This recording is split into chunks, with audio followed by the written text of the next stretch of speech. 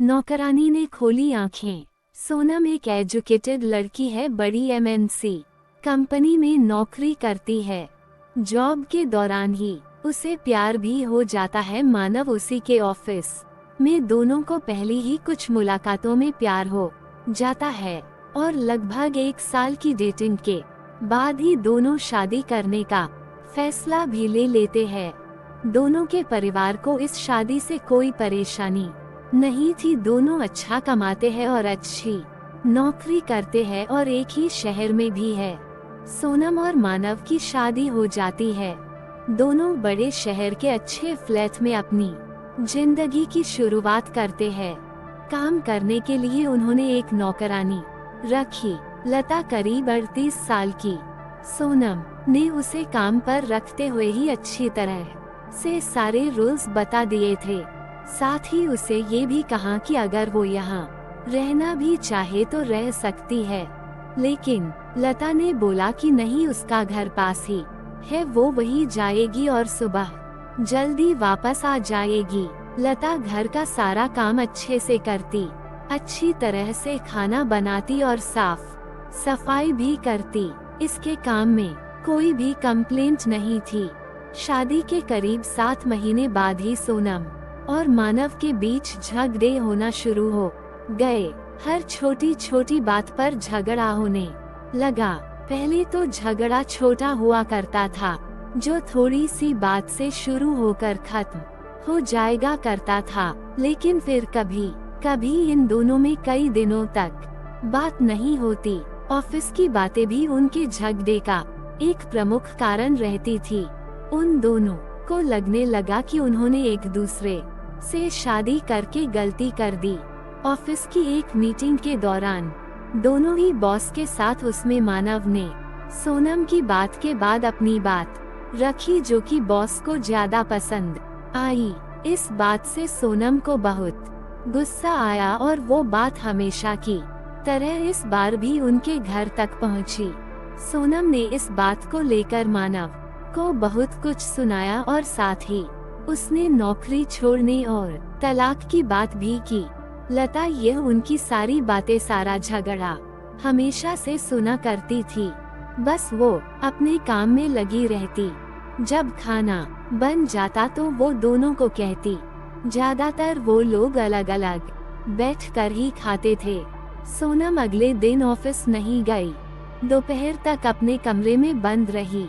लता ने मैडम का दरवाजा भी नहीं खटखटाया।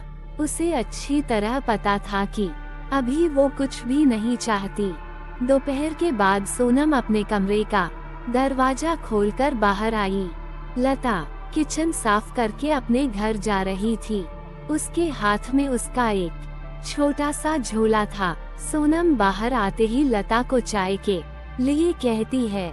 लता चाय बनाने लग जाती है। सोनम का मूड ठीक नहीं है। सोनम किचन में लता के पास जाती है। लता उसे खाना के पूछती है। सोनम बोलती है, नहीं अभी नहीं, सिर्फ चाय दो। सोनम लता को पूछती है, तुमने खाना खाया? लता, नहीं मैडम, मैं खाना ले लिया है, मैं घर जाकर खाऊंगी। लता थोड़ी देर रुककर फिर कहती है, मैडम एक ही खाना ले जाती हूँ, सिर्फ मेरा बांध कर ज्यादा नहीं ले जाती, आप देख सकती है। इतना कहकर लता अपना झोला खोलकर दिखाने लगती है। सोनम, अरे कोई जरूरत नहीं है, ठीक है।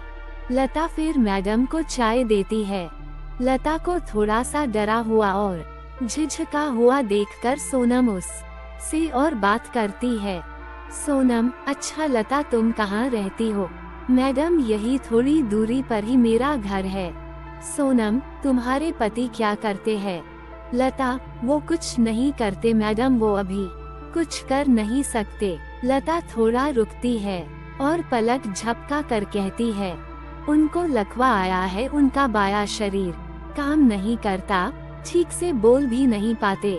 सोनम, अरे तुमने कभी बताया नहीं, फिर घर दवाई ये सब तुम ही संभालती हो? लता, हाँ मैडम, 2 बच्चों की पढ़ाई छोटे स्कूल में है, लेकिन मैं चाहती हूँ कि वो पढ़ाई करें। हमेशा से मेरी उनके खाने के बाद खाने की आदत है, इसलिए पहले उनको खिलाऊंगी फिर मैं खाती हो, इसलिए सुबह शाम का खाना ले जाती हूँ। सोनम लता की बातें सुनकर हैरान रह जाती है। उसे पता नहीं था कि लता इतनी साहसी है और कभी भी उसने अपने चेहरे या काम से यह लगने नहीं दिया।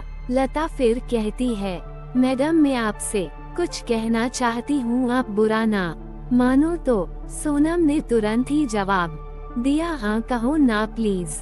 मैडम अभी हमारे पास जो होता है हमें उसकी कद्र नहीं होती है, समय कैसे बदल जाता है पता भी नहीं चलता है। अब मैं सिर्फ चाहती हूँ कि मेरे पति ठीक हो जाए। अभी तय मेहनत में से मुझे कुछ परेशानी नहीं है, लेकिन अभी मेरी सिर्फ एक ही इच्छा है कि बस वो ठीक हो जाए, मुझसे फिर वैसे ही बात करे, वैसे ही अपने पैरों पर ठीक से चल सके, बच्चों को गले लगा सके, बाकी कुछ भी नहीं चाहिए। लता अपनी बात ठीक से समझा नहीं पा रही थी, लेकिन सोनम समझ रही थी कि वो क्या कहना चाहती है। उसकी बातों को सुनकर सोनम को रोना आ गया। उसने लता का हाथ पकड़ा और कहा कि कभी भी तुम्हें लगे कि कुछ जरूरत है तो बेझिझक मुझसे बोलना। लता ने हमें सर हिलाया। कभी कभी जो बड़े बड़े लोग हमें नहीं सिखा सकते वो जिंदगी सिखा देती है। सोनम की आंखों पर लगा पर्दा जैसे हट गया। उसे समझ आया कि उसके पास भगवान की दिया बहुत कुछ है।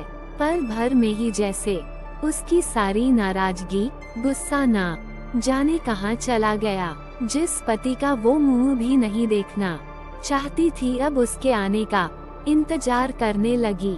शाम जैसे तैसे आई।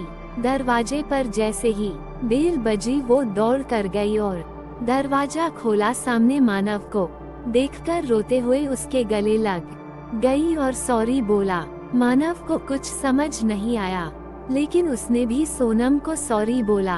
आपको कहानी कैसी लगी हमें कमेंट कर जरूर बताएं। इसी तरह की अच्छी कहानियाँ आप यहाँ पढ़ सकते हैं।